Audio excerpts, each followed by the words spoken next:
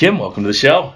Thank you for having me. So we were talking earlier. I know you only from Instagram. I saw, a friend of ours, we have a mutual friend in common, Sean Shoemaker, who liked one of your posts, and I got on your Instagram and saw all these cool things you were doing, and we try to have cool people on the show to talk about all their craziness that they do in life. So what do you do? What is your story? I'm kind of a big deal in my head. Aren't we all? I do a little bit of everything. So my background is in exercise science. I went to school with Sean, our mutual friend. I went to Las Vegas and lived in Las Vegas for 5 years working with mixed martial artists and UFC guys. I started at the time it was Zion's Training Center, and then it became Warrior, then Throwdown. Now it's Syndicate. I think those were all the names that they've gone through. I might have missed one in there. And worked under Norm Turner, who I don't know if you know him or not. He was a strong man back in the day. Okay. So I worked under him. He was the strength and conditioning coach at those gyms there. So were you just interning or working? I as was a trainer, interning. So I was a glorified cleaning woman. Right. As an intern. But I would try to get exercise science in there as much as I possibly could. So in between rounds, I'd go up and take heart rates and blood pressures just cause. Yeah, right. To see. So it was pretty interesting. It was at the time Forrest Griffin had just won his The Ultimate Fighter, so he was a really big deal. And greatest. That fight probably launched UFC. It really did. Most people. Yeah, that was a stand in the middle slobber knocker, as Jim Ross would say. Yeah, right. Yeah. So I worked with those guys. It was a lot of fun. I found very quickly that most guys wanted to already work with somebody who was established. So if I would have hung with it longer, I might have been able to do some strength and conditioning with UFC guys. But really, they just really wanted to work with Norm, and who wouldn't? He's an awesome guy. Right. He's a great strength and conditioning coach. So I ended up working at the Venetian with the general population, just as the wellness supervisor there. I was there for 5 years, and then I was overworked and underpaid. So I bounced out and moved to Thailand. So really? I was there for 6 months. I taught yoga and Zumba, and on occasion when the Leon brothers from Phuket Top Team were fighting, I would help out with strength and conditioning there. So I did the strength and conditioning at Phuket Top Team maybe for a week or two, only when they were out of town or needed help, and worked with fighters on the side, mostly Muay Thai fighters out there. What's that like? I've got a friend who goes there. I think it's like every other year. He'll go for like a month. Him and his brother just go to Phuket and relax for a month. It's the best. Yeah. It's so affordable to live there. I went there because I knew I could live on my savings. So I lived in a 2-bedroom bungalow, indoor and outdoor kitchen. My rent with utilities and Wi-Fi was $250 a month. Not bad. US dollars. Yeah. Bought a scooter out there. Right. So when I moved back home, I sold it. So really all I did was pay for gas. And I hear the people are pretty wonderful. The people are amazing. It's called the Land of Smiles. So everybody's really nice. It was really a culture shock, actually. I was walking to the laundromat and had my basket of clothes. It was before I bought my scooter. And it's kind of dangerous to walk on some of the side streets in Thailand because there's a lot of street dogs, soy dogs, we call them. Soy is street in Thai. So there's a lot of street dogs, and sometimes they'll pack up and they can attack you. And some of them have rabies because they're street dogs. So it's not the safest thing to do. But so I'm walking to the laundromat, and a guy stops his car, and he's like, "Where are you going?" I said, "The laundromat." He said, or to the woman who does the laundry. He goes, "Get in." And me being from the United States. Right. You don't do that in downtown Cleveland. No, sir. No, I'm okay. He's like, "Get in." I'm like, "Good. I'm fine." No, really, I'm good. We had probably argued for 5 minutes there on the street for him to get in. And then I finally figured he probably just wants some money. Fine. I get in the car. Crazy American. Sure, I'll get in your car, strange man in a different country. So I showed him where the laundry woman was. She was just right around the corner. And I get out and I go to give him some money. He's like, no. I was like, what do you mean no? No, take the money. He's like, no. Because in Thailand, a lot of people are Buddhists, so they believe in karma and doing good things for other people. And I was so taken aback by that whole experience. And sure, it could have gone differently if he had bad intentions, but I feel like I have a pretty good sense of people. Right. I thought he really just wanted money, actually. Yeah, I just talked to a guy the other night. I was actually a guest host on another podcast, and we were talking. He had written a book. His name is Mark Mirabelli, and he had written a book about. It's called The Traveler's Guide to the Afterlife, and talking about the Buddhist religion and karma, and how every good deed will give you another life, another good life, and every bad deed will give you another bad life. So I can imagine that a country who believes in that thoroughly would be a fantastic place to live, because who the hell wants to live a bad life for every bad deed you do, Right. Yeah, so the people are really great. Phuket's a very melting pot of people, if you will. So there were people from all over the place that I got to meet there, not just Thais, but a lot of people spoke English. So a lot of people were there from Australia, New Zealand, Europe, so Switzerland, Germany. I'm trying to think of all the countries. There's a ton of places there. I had a friend from Chile there, so just a ton of people. For Christmas, I invited everybody over, since everybody's from all over the place, so we kind of become a family within the gym. So I invited everybody over and we played Uno. So we called it the War of Nations, because we got really into it, probably too into it. Right. And we had people from all over, and Lebanon too was represented. Yeah. So we would get so into it and be like, draw 4, mother effer. We were screaming at each other. It was great. Were you Thai boxing there? Or were you doing any of that? Not really. Oddly enough, I did jiu-jitsu while I was there. Yeah. I've been in martial arts forever. I started when I was 6 years old in American Kenpo. When I moved to Vegas, I started Brazilian Jiu-Jitsu. So when I moved there, I maybe did a little bit of Thai boxing, but really my focus at the time was more Jiu-Jitsu. So I trained with Alavo Abreu, who was there at Phuket Top Team. He's Carlson Gracie team, and I started way back in the day with Carlson Gracie team before moving to Fredson Pashaw's team in Vegas. Yeah. I had a girl, her mother came up to me at my son's football game one time and asked me, she said, hey, I've got this foreign exchange student here from Brazil.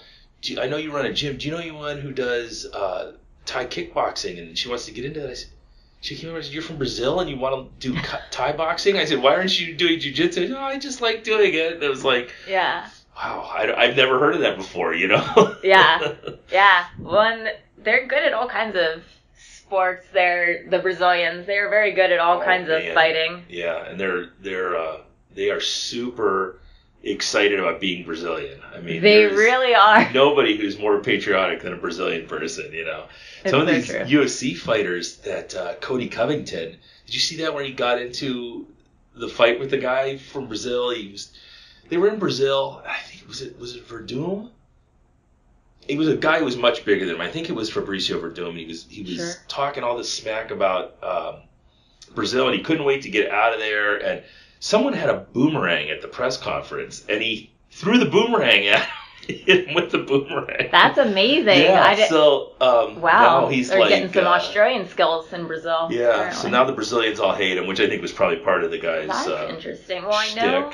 I think it was it Matt Brown possibly who was jumped in Brazil after one of the fights? I'd have to check that. Fact check that, people who are listening. Right. I don't know if it was Matt, but I know a lot of people who have trained and worked with Matt. He's an Ohio guy. Yeah. So. And he was in Vegas at the time when I was in Vegas. Yeah, he's that guy.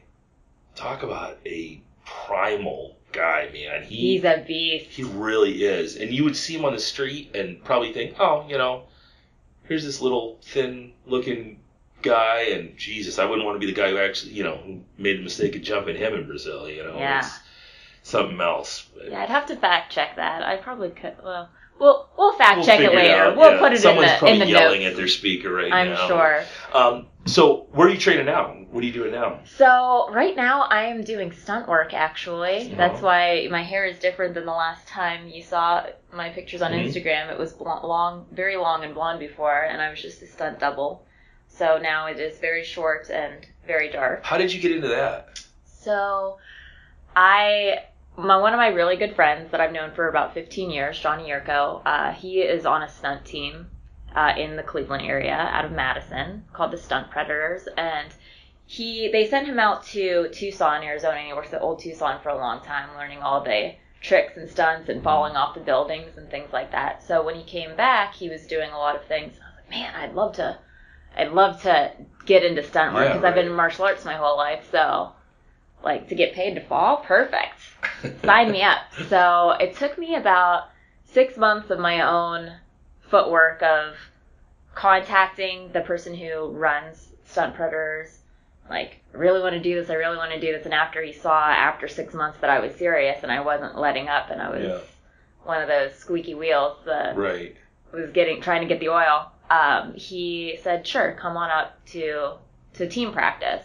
So I came up and I trained for about a year, and finally this year was my first little break. You were up in Canada doing a movie? No, I wasn't. No, I was in Canada actually last week, but no, this was in Cleveland. So we filmed in Cleveland. I just happened to be the same height and weight as the actress. Mm-hmm. So they were like, are you willing to cut your hair? I said, absolutely. Let's do this. After all this, cutting your hair is probably the least of your concerns. Yeah, absolutely. Let's do it. So they say we take the risk, they take the credit. So I'm not seen anyway, so cut the hair. It doesn't matter. So are you like a natural adrenaline junkie? I mean, do you get into the danger of this, or is it just fun? It's just fun, really. Yeah. The things that we do, yes, they can be dangerous, but we train so that they aren't dangerous. Mm. We train so that we do know how to take a fall and so that things are safe. And we do keep the actors safe. But I would say on the regular, I do like adventure. Mm-hmm. So I've gone skydiving before, and I like to travel. I'm usually a solo traveler, so I travel by myself, like to Thailand. And where's the coolest place you've been? I like Cambodia the best, I think. Have you done a lot of Southeast Asia type? Asia in general. So I've been to Cambodia, Thailand, Japan, China. Mm-hmm. Been to the Great Wall of China, which is cool. They say you can't be a hero until you've touched the Great Wall. Mm-hmm. So now I can be a hero, so I'm good. Yeah. Cambodia was probably the coolest. I went to Angkor Wat in Siem Reap. Yeah. So I felt kind of like Lara Croft in Tomb Raider. What was it like getting there? I mean, is it a difficult task just to get there? It wasn't. For the people who don't understand, Angkor Wat is a temple complex that I had never even heard of it, and then I started looking at pictures of it, and I don't know when it was built, but the architecture is some of the most amazing I've ever seen in my life, out in the middle of this jungle. It's incredible. So what was it like getting there? And there's a ton of smaller Wats that are kind of, Wat is temple. Mm-hmm. So Angkor Wat is Angkor Temple. And there's like a bunch of different temples that are connected throughout the jungle through these paths. And they seem to keep discovering them. I believe so, yeah. So I flew in, I went from, I think I maybe went Thailand to Malaysia to Cambodia or something like that.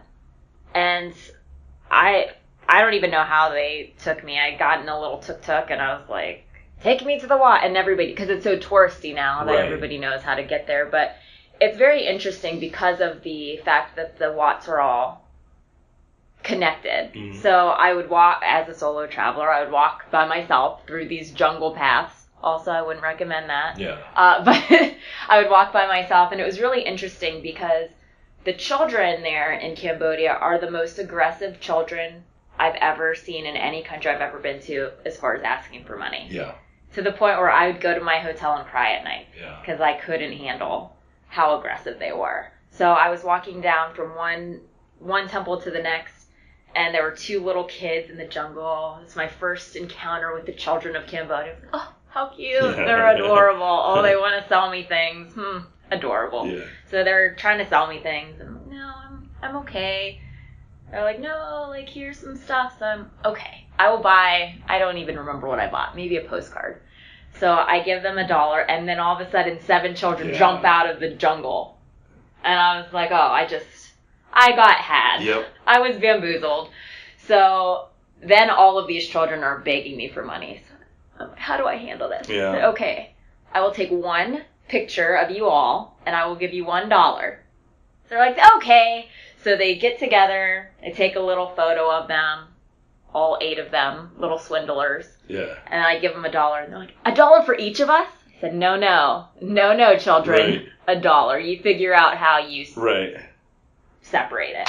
Because their currency isn't really worth anything, the real. Yeah. I think, and I'm going to be 100% wrong on this as far as currency exchange, but I want to say maybe I got $100 worth of real, and it was 60,000 real or something. Right, yeah. So I was making it rain in real. But it means, like, it's nothing. Like, I could give somebody 1,000 real, and it's pennies to them. Right. So they'd rather American currency. So I had another girl immediately after that follow me for 45 minutes. Jeez. I went into the temple, and she said, I will wait here for you. So I went in and put all of my money into a secret compartment except for $1. Mm-hmm. Because I knew, after 45 minutes, this girl deserves $1. Yeah. So I came out. She was sitting right there waiting for me. And I made sure when I opened my wallet, everybody could see there was only $1 left. Right. So then they left me alone, basically, for the rest of the trip. Yeah, that's one of the things that bugs me. It's one of the few things that bugs me about traveling. We love to travel, but, you go to some of these places and the poverty levels are so extreme. And you can't blame the people for this is what they know how to do. And for the most part, they end up being pretty good at it. But we were in the Caribbean, and some of the islands were like that, where as soon as you touch foot on the island, they would just swarm you, and you had to get through this sea of faces and people trying to get that last dollar out of you in order to get where you want to go. So now we do a little bit of kind of background checking to see, Sure. 'cause some of the islands are great. We went to like St. Thomas, and no one bothered you at all. You got off, you did your thing, you went and had your day. No one bugged you at all. But like Jamaica's horrible. Yeah. That was the first, when you said the Caribbean, that was the island I thought, like, it was they mobbed us. And the thing I did was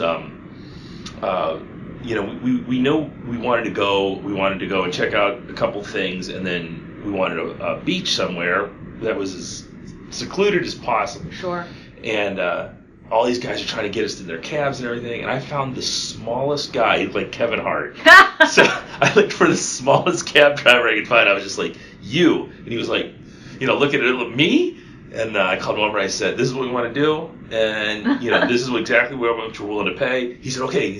We get in the cab, and he starts taking us to places, and he would just happen to go down this road where this guy would come out and do a little dance, and I would have to tip this guy. And after the second time he did that, I just looked over at the guy and I said, if you want to tip at the end of the day, that won't happen again.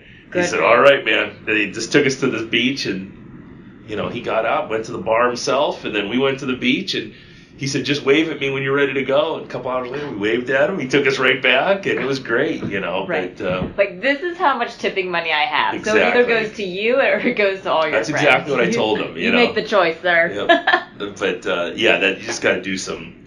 you're going to have to deal with that a lot of places you go, but especially when you have that kind of poverty you're dealing with. Cambodia is hard because the children are very exploited by their parents. Mm-hmm. Their parents send them out, so they don't go to school. Their parents send them out to make money. Yeah. And then they come home. There was one little boy, he wasn't even a little boy, to be honest, he was a teenager, and he had this paper from the school. I don't know if it was a legitimate paper, but it said, this is how much money would buy my books, etc., etc., etc. Right. By that time, I legitimately didn't have any money on me, because I had given it to all the other little children. So I had, I don't know, maybe a couple $100 in real. And I gave it to him, and he actually gave it back to me. Wow. He said, this isn't worth anything. Oh, well, sorry. And he had, spent some time showing me around the temples, and it was really nice of him. So I wanted to give him something, but he was like, nope. Yeah, and when we were in Mexico, and it was no matter what side of the political fence you're on, you're talking about, building a wall across the southern border or anything. And sure. You go down there, we were in Progreso, and until you go down there and see the amount of poverty and what poverty, we don't have poverty in the US. These people are living in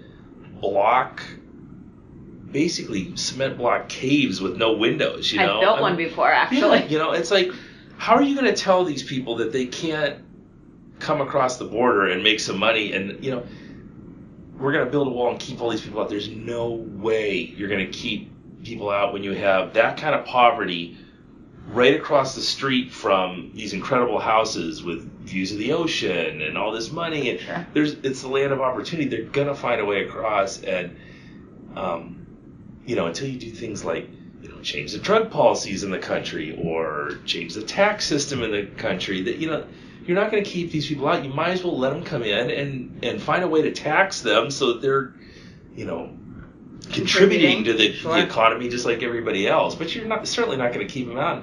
We'll go out here into the gym after this and I'll show you around. But next door is this landscaping company who every summer, all these Mexican and Central American people come in to work for them, and they're the sweetest guys on the planet. And we've got girls out here working out in sports bras and little tiny shorts, and these guys, they don't ogle them. There's no whistling. They're just super respectful and super sweet, and and all they're here to do is just work their butts off to give their families better lives, And why it's do we amazing. Keep Mexico is that out? amazing, and the people there are amazing too. It's mind blowing. I went there in 2003, 2004, and we helped build a house in a colonia in Matamoros, which is across the border from Brownsville, Texas. Is that right? Sure. We're going to say Brownsville, Texas.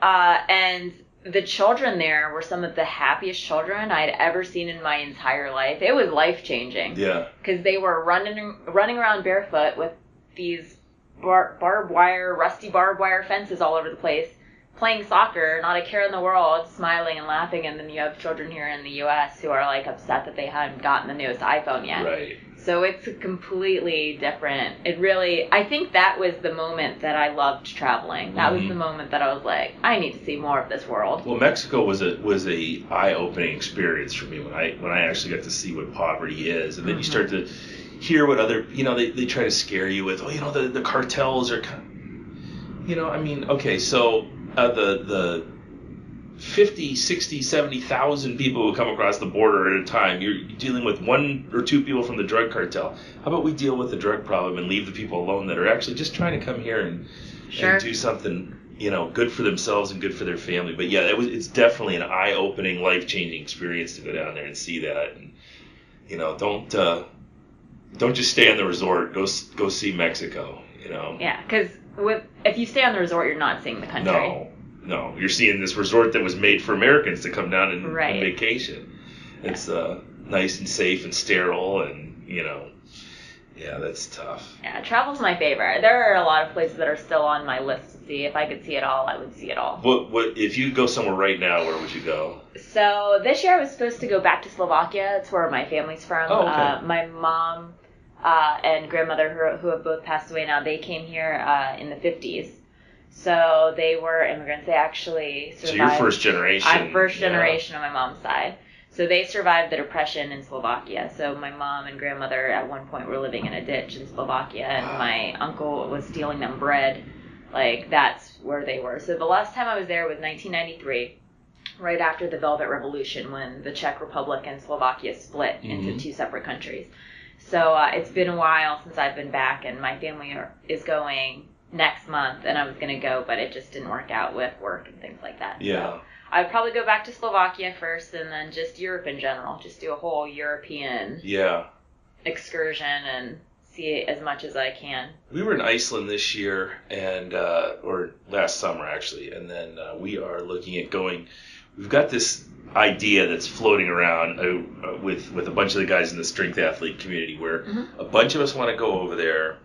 And I'm putting my foot down. We are going next summer. That's it. Quit talking about it. Pack your bags, get your passports. But a bunch of us want to go to Scotland. And I competed in the Highland Games for 22 years. And I never got to compete in Scotland. I got offered, but I just never really wanted to go. That's like the mothership. You have to, right? So we're going to go during Games Week. And I'm going to hit a Highland Games or two and throw. And then, but Scotland has 20 or 30 of these manhood stones all over the country, where you just drive around and, you go up, like the Inverstone is across the street from this pub. So you go to the pub and you tell the bartender, hey, I'm going to take an attempt at the Inverstone. And the whole pub will empty out and come watch you lift the stone, and if you lift the stone, they give you a free beer. So there's awesome. Yeah, there's all these different stones all over the country like that. So I thought if we could get a group of guys, you need to go to as many stones as possible and put it all on Facebook and go live with it. That's what I said. So it'll make the best YouTube video ever of all these meatheads just traveling around Scotland lifting these stones. That would be amazing. You have to do it now. So that's it was Dan Tennyson's idea, who's a pro Highland Games guy, and I just ran with it. I said that's a fantastic idea. We got to do this. So that's next for us, hopefully. That makes for great TV. Yeah. We'll pick it up as a series, Netflix or something. It'd be amazing. Just watch you go from Scotland place to Scotland place. There's actually, I don't know if you like Ewan McGregor or not, but he and his friend Charlie Berman, they have 2 series on Netflix. One's called Long Way Round and one's called Long Way Down. Okay. And they drive their motorcycles. The first one, Long Way Round, they drive it around the world. And then the second one, they drive from England all the way down to South Africa, I believe. Oh, wow. Ewan McGregor, is that Obi-Wan Kenobi? Yes. Okay. Yes. It's a fantastic I'll have to check that out. show. So, because if you like countries and culture and things like that, you get to see some of the things that they do. I'm addicted to like Anthony Bourdain's show. I love that. He's a jiu-jitsu guy too. He and his wife. Yeah, that's a pretty interesting story, right? That he was a heroin addict, and I guess his wife would bribe him with heroin to get him to go to jiu-jitsu class at first. I did not know that story, but that's interesting. I heard that on Rogan, that he was a heroin addict, and his wife was this next level badass jiu-jitsu lady. Mm-hmm, she's great. And he didn't want to go and everything, so she would use heroin to bribe him to go to jiu-jitsu class. And then finally he started getting addicted to jiu-jitsu. He's got an addictive personality, obviously, and now I guess he is like deep down the rabbit hole for jiu-jitsu. Yeah. What do you love about it? What you seem to be really into it. I do. Well, I don't know. I'd say really into it's really strong because I haven't been going as much as I used to. Before, when I lived in Vegas, when I first started jiu-jitsu, I was on the mats 3 times a day. Wow. So I was deep into jiu-jitsu. Yeah. And now since I've moved back, my focus has been all over the place. Right. So I haven't really been as deep into jiu-jitsu, but I love the chess game about it, and I love that it could be a little man's game, if you will. Like, the Gracies aren't huge guys, but they can take down huge guys. So for me, being a smaller female, I weigh about 115 pounds, give or take.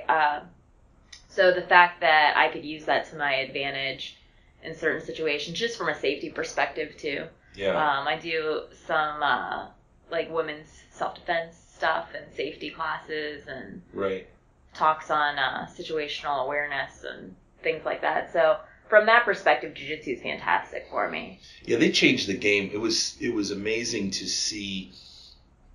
When UFC first came out, I think it solidified a lot of people's thoughts that were wrestlers and judo guys. And I had wrestled up into high school, and I did too. Yeah, and I was a bouncer and stuff, and you always heard about these guys who were martial artists, and once you got your hands on them, it was all over. You just pick them up and drag them out of the bar, and that was it. So it was kind of like, this doesn't seem to work, all this karate stuff. And then you would see these Gracies who were doing just that. They would take the fight to the ground, and then they weighed 100 and nothing.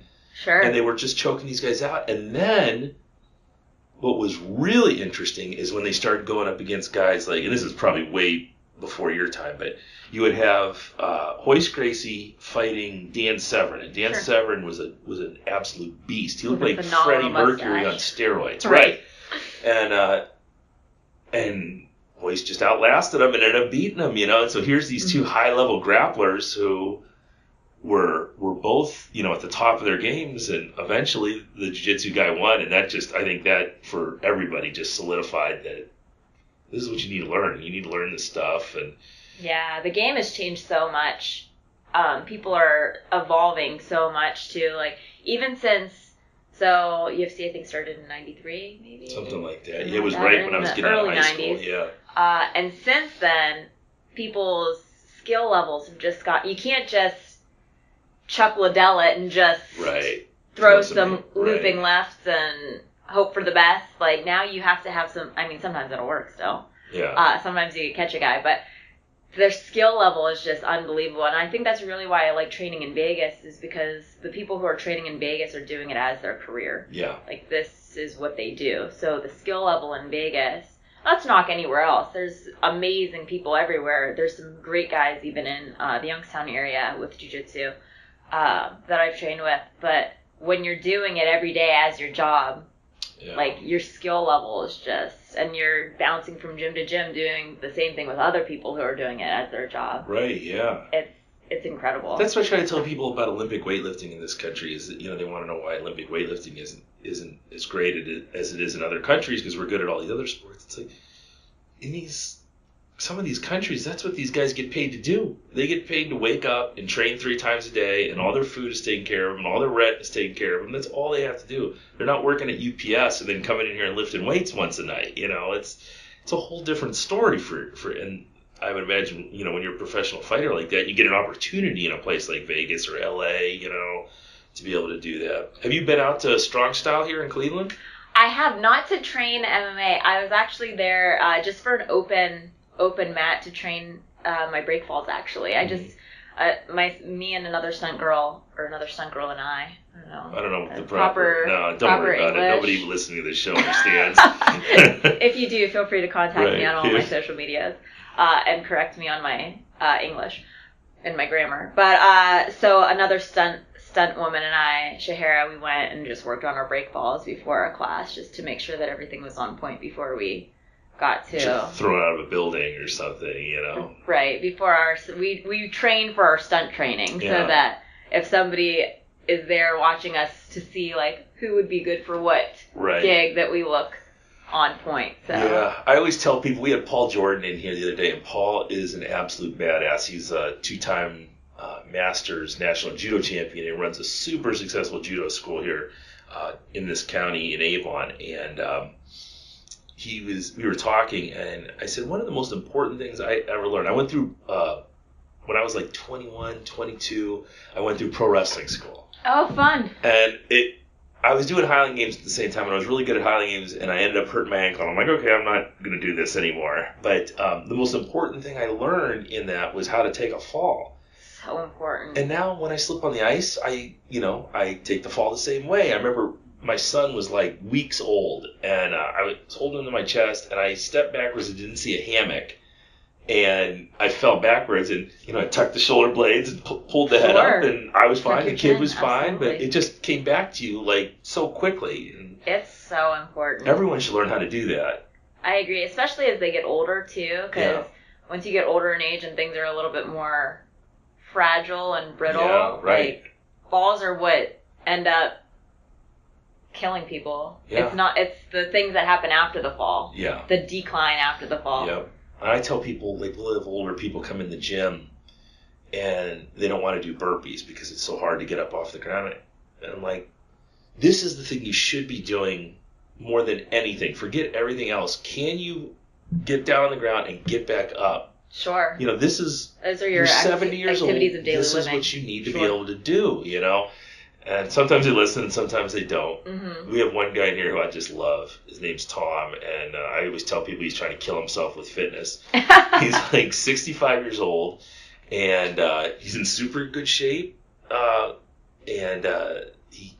he bounces off the ground every time, and he'll probably, if he were to hear this, he would probably tell you I'm full of shit, because I know he doesn't feel like he's always very upset that he doesn't do things the way he did when he was 25, but that's not where we're at, Tom, right now. We're just moving and getting stuff done and trying to stay healthy, but he's definitely a character.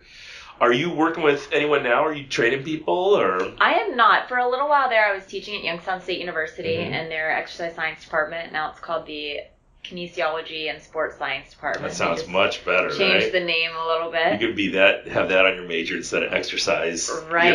Kinesiology and sports science. So I was with them for a little bit. I was teaching their resistance training classes. What else was I teaching? I was teaching a few classes. I taught rock climbing there for a little bit. I taught one of their one of their electives, concepts of physical fitness, I think, or something to that effect. Right. Was the name. But going back to your Olympic lifting, Olympic lifting was a part of the curriculum in that class. Right. And I brought somebody else in to teach the Olympic lifting. Because Yes. just like you said, if you aren't doing it on a daily basis, you have no reason to teach it. You have you shouldn't be teaching it. No. I think I contacted Sean Shoemaker about it, and a couple people had referred me to Mike Service. Yep. And Mike had referred me to another one of his guys, Christian, who ended up coming in. Christian Williams, I believe, came in and taught the class, because I said, I should not be teaching this. This is not my focus. I haven't probably done Olympic lifting since I was in college for this exact class. So in no world should I be teaching this. Yeah, and you have to know your limits. With that's one of the things that bugs me about the functional fitness movement, and I love functional fitness. I say this all the time. I think it's probably the best thing that's happened to exercise in a long time. And we were a CrossFit affiliate for almost 2 years, I think. 2 years, something like that.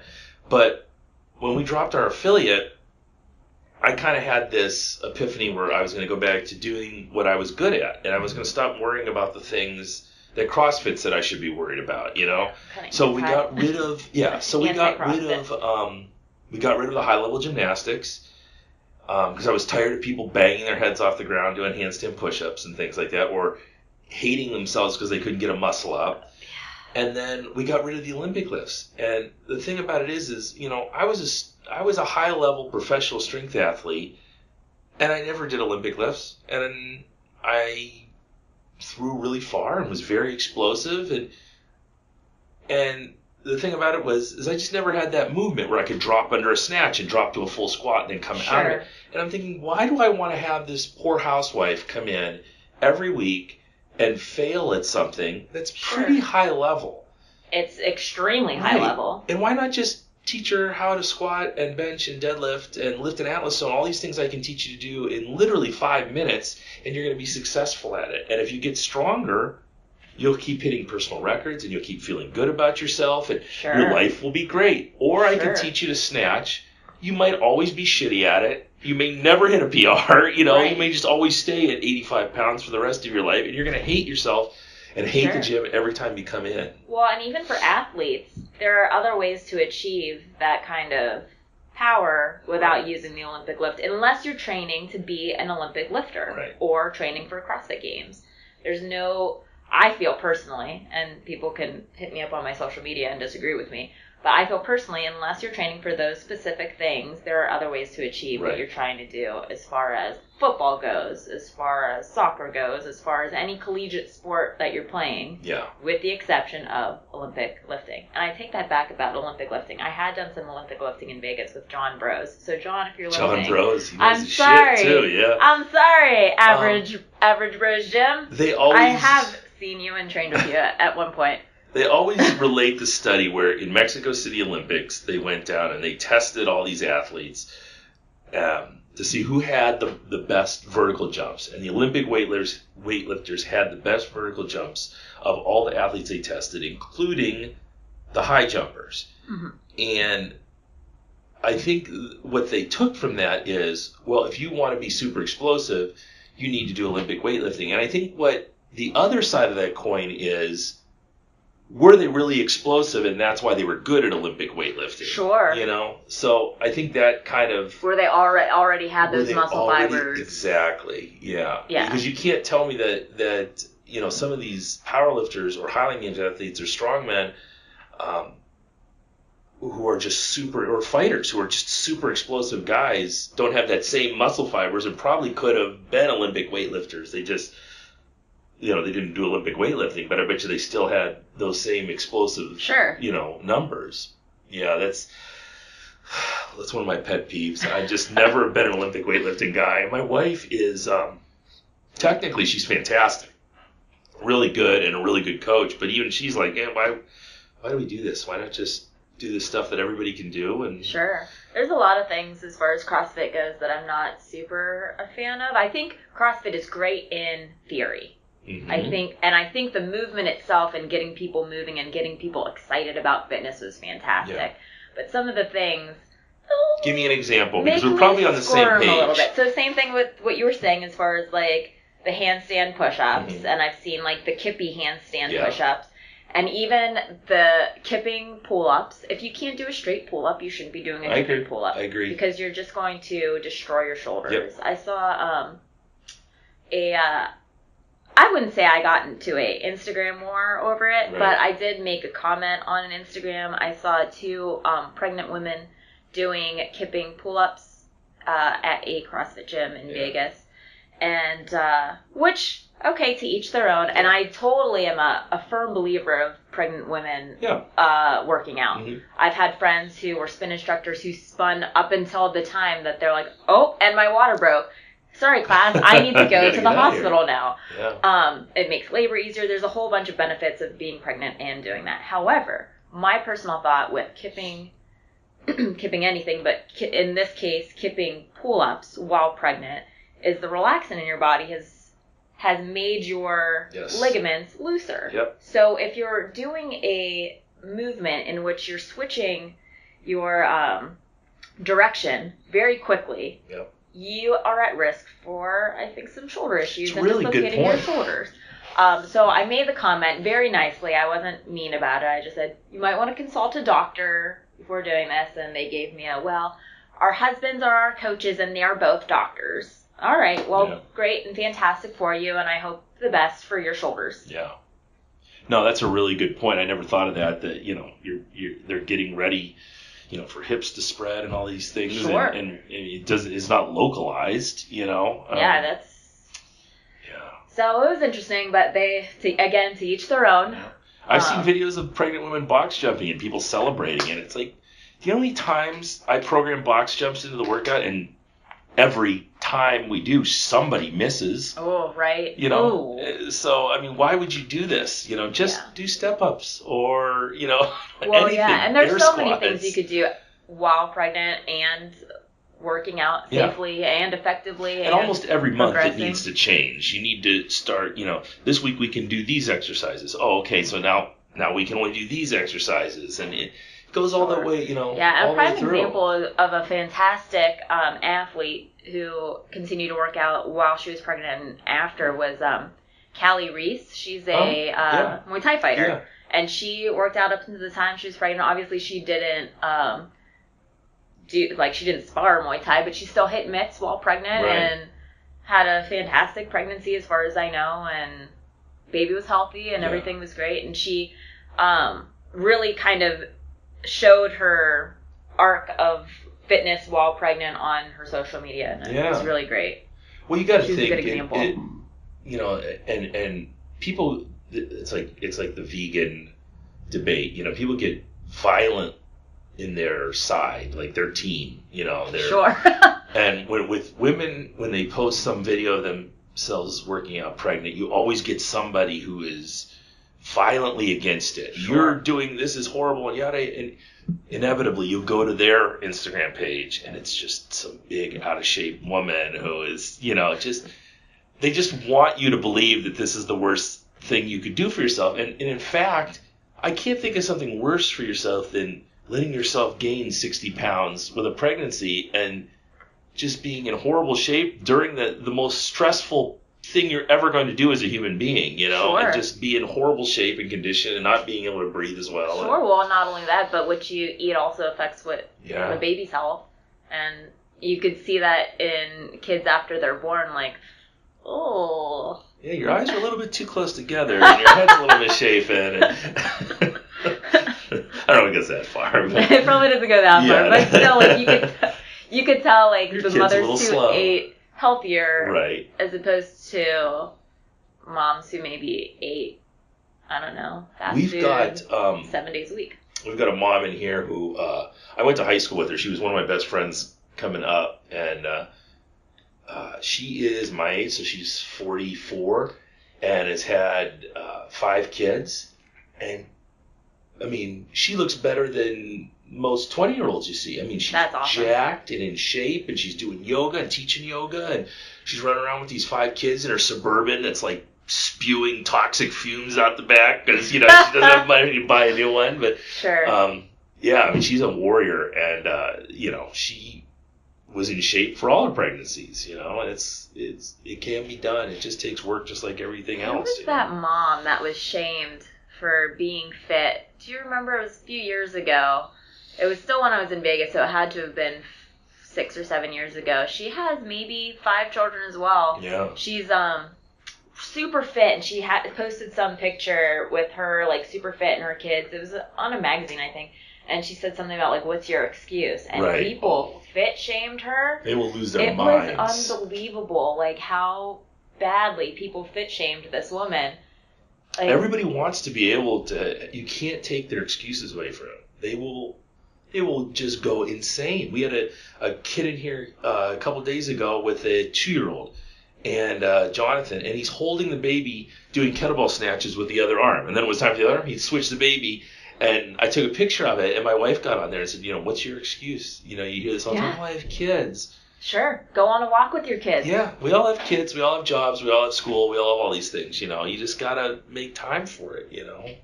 There's time. Even if you don't come here, get in your basement, do something, you know. Put the baby in the high chair for a couple minutes and, you know, do your 5 minutes of straight burpees or something. Just move. Exactly. My friend Craig Ramsey, he actually had a video series, I think it was called Daddy's Workout maybe, and it was all like workouts that you could do with your kids, even when they're small, like so in their like harness. Yeah. And like the squats while the kids are in the harness. Baby Bjorn, like I think they're called, and like lifts it, like presses over the heads of the kids, like just holding move. the kids. And it's fun for them too. It's a game. Yeah. So. People want their excuses. You can't take their excuses away from them. You know, everyone's gonna. Everything's going to kill you. You know, everything you do that when you take a step in a healthy direction for yourself, you'll always get some asshole who's going to say it's going to kill you, you know, and it's just, you know, this lack of knowledge and lack of wanting to actually do the work. And, you know, I see guys I went to high school with, and they just look like they're on death's door. You know, you're 44 years old, you got half your life yet, and you look like absolute dog crap. Like, you know, you look like you're 60. You know, I mean, people just, they want to be able to just sit in their chairs and watch Ohio State football and not be bothered, you know. It drives me nuts. Well, there's nothing wrong with Ohio State football. Just do some squats during commercial breaks, right? Do some push-ups when they score or something, you know. That's an amazing idea. So tell me about, you brought me a big stack of Comic-Con things. So what is this an obsession? Or?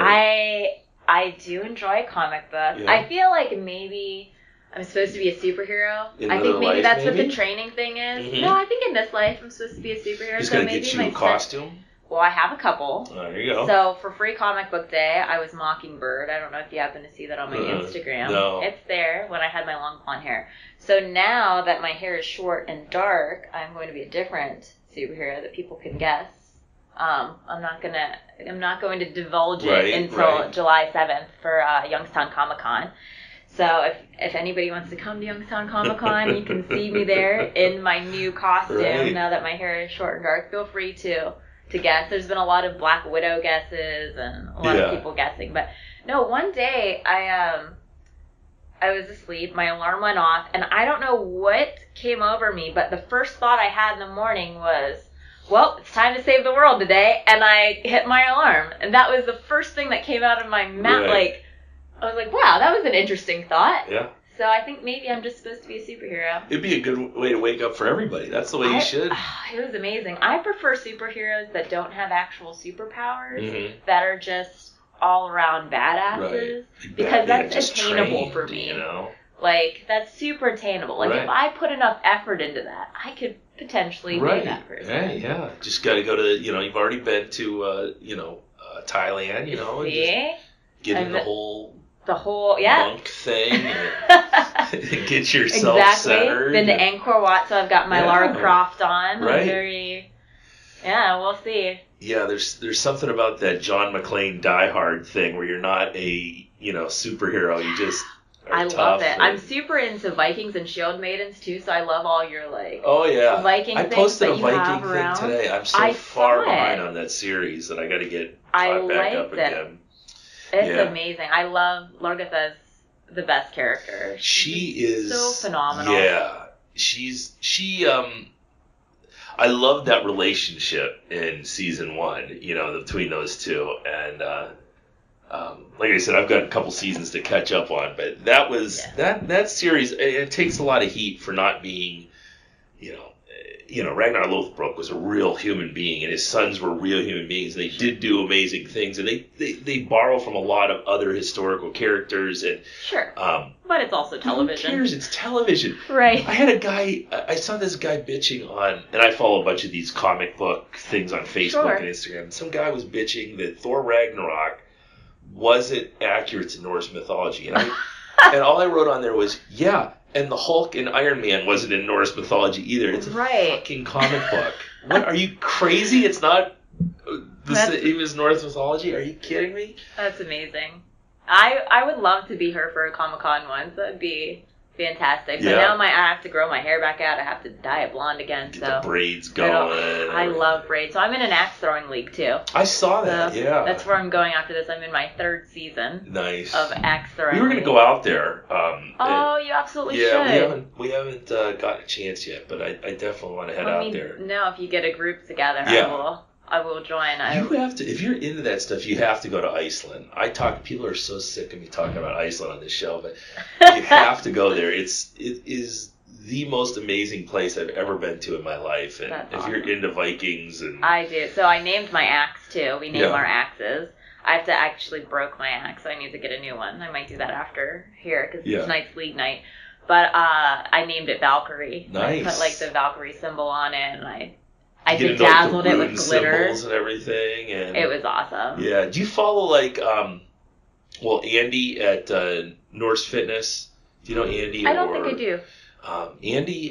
Andy Lewis runs Norse Fitness. It's really cool. It's a gym and it's a clothing company, and they make knee sleeves and wrist wraps. And he is an interesting cat. And then girl shirts? Do they have girl shirts? Yeah, Andy, bought, if you're listening, hook me up. Hook her up. Andy hooked me up. He sent me knee sleeves and wrist wraps. I love that people send me shit and they go, just try to break this. Just see what you can do with it, and we'll try to trash stuff. But if it's something I could wear at axe throwing, I'm all about it. I bought my wife, and I bought a size too small, so she never really wore them. But which is good. You don't want to buy your wife something too big and insult her. So I bought her these tights that had Fenris wolf down the side of the hip, and it's these black tights with this silver wolf. It's really cool looking. But yeah, he does a good job. And then Jack Donovan at Start the World Instagram has he does a lot of stuff with Viking ruins and stuff like that. So that's pretty fun to watch. I just got a new patch for my go bag, and it has the 2 wolves that kind of look like yin yang, and it has the runes around it, and it says in ruins, I guess, it says no mercy, only violence. Yeah. So, do you know who it was from? I wonder if that's a Norse Fitness patch. I could check for you and let you know. Yeah, let me know. I got it on Amazon. So. Okay. Yeah, Andy, check out Andy though. It's Norse Fitness on Instagram, and I can get you the link. But he's he does a lot. He comes up every year for a Highlander competition in August, so everyone's around here running around in kilts and I'll have to check that out. I could do a blog about it on my come on out. website. We do it. I haven't done a blog in a while. We do. We're at Shared Park in Vermilion, which is another 10 minutes down the road. And it's right on the shores of Lake Erie, and we do Atlas stone loading and log press and deadlift and stone putting and weight for height. And so it's a combination of Highland Games and strongman. We usually get between 50 and 100 people out there just running around like crazy, and vendors, and it's really, really a fun time. So yeah, you should come check that out. I get up, and we announced one year that we were holding the Women's World Championships, and for some reason the pipes were playing, and my 2 best friends were down here competing, and I'm making this huge announcement with my family there, and I get all teary-eyed and weepy. So then there's memes coming up on Facebook of me crying while I'm announcing this thing. So that's great. I get emotional. Awesome. So you'll need to add now an axe throwing competition. Someone else mentioned that. See? Yeah. And we'll get the Maybe team we'll do out. a demo. Yeah. That'd be fun. Yeah, they do that at Milwaukee Highland Games. The Wisconsin Highland Games in Milwaukee, they do an axe throw demo, so we would play with that. They also had Kidditch one year, so they had axe throwing and Kidditch. So interesting. There's all these people wandering around with robes and their brooms that weren't flying, and my wife was like, "What is going on?" And she's like, "It's a Kidditch tournament." I'm like, "What is Kidditch?" And I had to, Quidditch. Quidditch, yes. I believe. Yes. Now that you say brooms, I know what you are talking about. Yes. As to what you are referring to. Right, yeah. So they were all, like, galloping around on their brooms. I didn't know people actually did that in real life. Neither did I. But you'll find a lot of weird things at Highland Games. And that was one of them. Interesting. Yes. Well, axe throwing is anything but weird. Yeah, that looks really cool. We're actually going to be on the news tomorrow morning, so I'll be back in Cleveland at 5 a.m. in the morning to be on New Day, the league and I. So I don't know if we're wearing our axe throwing shirts or not. We have axe throwing shirts and it says throwing axes and drinking beer. It's what we do. It has a Viking on it, and then it has our axe throwing names on the side. I don't think there's anything wrong with that. We all have our own specific axe throwing name. It's like a bowling league, except nothing like a bowling league. It is. So I am Kimber Lethal. Nice. I like that. That should be your Instagram handle, right? It would be pretty sweet. Yeah. Yes, but I go by my full name. Very kid friendly. So tonight you're going to go do the axe throwing. Axe throwing tonight, then ballroom dancing after that. Get the fuck out of here. What else do you do? My God. Don't tell my wife that she wants to do ballroom dancing so bad. Amazing. I'm trying to avoid it so much. Personally, I really love country music. I don't know if you like country music. Yeah, some of it. I love country swing is my favorite style of dancing. It has a lot of spins and flips and stuff like that. Like two-stepping type? It's kind of like two-stepping, but it has a lot of spins in it. Right. And I had to learn two-stepping in college because there was a big giant country bar right next to our dorm. See? You already have the bass down. If you couldn't two-step, you didn't pick up any girls. That's right. So you had to learn how to two-step real quick. So. See, you already have the base of it down. Yeah, now you just need to learn how to spin. Your wife will love it, and you already have the bass down. And it's like masculine because it's country. Get the hell out. So that's like. I don't know. You should learn it. I think. I'm sure she'll hear this now, and I'll get suckered into it. Yes. So ballroom dancing, stunt work, axe throwing, jiu-jitsu. Yeah, I do. Anything else? There was, shooting, tactical shooter. So always in range. Yeah. I'm a brand ambassador for Evoke Tactical. Okay. They're a company out of San Jose that make really awesome tactical. Oh, it's beautiful there. Yeah. They make really amazing tactical bags. So the bags are covered in a polycarbonate ceramic, so they're pierce resistant and puncture resistant. In case there's like a school shooting, you just hold the bag in front of you and just hope for the best. Well, and there's solar panels on them too. So if you're hiking or backpacking and say you're using, I do a lot of solo hikes by myself. Yeah. So, and I use my phone as a GPS. Because that's a good idea. There's been times before where I thought I was going in the right direction, I wasn't, so I had to look at my GPS and follow the trail back to where I was. So what happens when your phone dies? Right. So it has a solar panel on the back that attaches to a lithium polymer battery so that you could charge your phone or whatever. It's a great idea. It's fantastic. So they have some contracts with the military, so a lot of military uses them. EMTs love them. You should look into finding a friend. That way you're not doing all these things solo. Fighting dogs in the streets of Thailand or getting lost in the mountains. It's my thing, though. I love to be by myself. It doesn't feel like a guy, just anyone who's willing to follow you and run for help if there's an emergency. Right, if something were to happen. Right. I know. I just mountain lion attack or something like that. Yeah, that would. I probably wouldn't do that. Yeah. Like, I probably would feel like I have limits, but I guess, like, depending on where you are, there's bears, too. There's bears in Cleveland. There was one in Worcester, 2 weeks ago, got hit by a car. I saw a dead bear. Was it a cub? I don't know. I just saw that a bear got hit. I saw one on the road. Maybe that's where I saw it. They're coming up. They're coming down from Michigan, and they're coming up from West Virginia, and mountain lions, too. And the thing of it is they're saying that there's more white-tailed deer in North America now than when Columbus landed. There's so much prey animals and there's no predators, so they're starting to spread out, and so we're gonna get bear, we're gonna get mountain lion. And it was crazy. I was driving and I was like, why are there cones? Like, it was on the side of the road, and I was like, what roadkill is on the side of the road. Yep. It's important enough to have cones. Sure enough, it was a cub, and I was like, oh, yeah. no, the little baby. Yeah. It felt so bad. The coyotes, I was doing this podcast the other night, and I'm sitting at, one of these Skype ones, which I don't like doing, but I'm sitting out on my porch in Vermilion, we're right on the lake, so I'm sitting out there, got my headphones on, and it's 10 o'clock at night, and smoking a cigar, and I just hear the coyotes just yipping and howling. It's like, this is amazing. I'm in like a suburb, and there's coyotes right there somewhere. It will freak you out the first time you ever hear it, though, if you don't know what it is. I was at Hot Springs in Tacoma in California, and I was staying at these hot springs, and all of a sudden I heard this yipping and howling, and it freaked me out. Right. I was very nervous. And again, at Mystic Hot Springs in Utah, I was just there on my way back. I drove from Vegas back to Ohio. I was doing a little work in Vegas. So I stopped at the hot springs. Sure enough, coyotes. And I was like, man. We were, her podcast probably come out a couple weeks before yours. We went and talked to Michelle Leidy at the Cleveland Museum of Natural History. And they have this exhibit in the back, this Northern Ohio animal exhibit, and you go back there, and we were literally closer than me and you are sitting to coyotes. Like, there was just a fence between us, and they would come up. My wife's taking pictures. The coyotes are coming up on the fence to like sniff her, and they have these above walkways where they can climb above you, so they're like looking down at you on these walkways, and they just have full range access. And she was trying to get these coyotes to howl for us, and I'm holding my camera up, and they would not howl. And she's feeding them, and they're like, they'll get up on their perches and take food, and she's throwing food to them. They're just like trained dogs almost. And she's in the pen with them, and she's like your size, and these coyotes are big.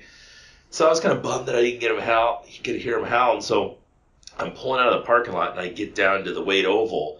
And I got my window open. It's a nice day, and then you just hear them. They just start howling. It was like almost saying goodbye to you. Oh, so I get on my phone real quick, and I text her. I said, Michelle, they're howling. She goes, I know. I'm glad you got to hear it. It was really pretty amazing. Oh, wow. That's amazing. Yeah, they've got 4 of them there. And the 3 siblings are huge. Just biggest ones I've ever seen.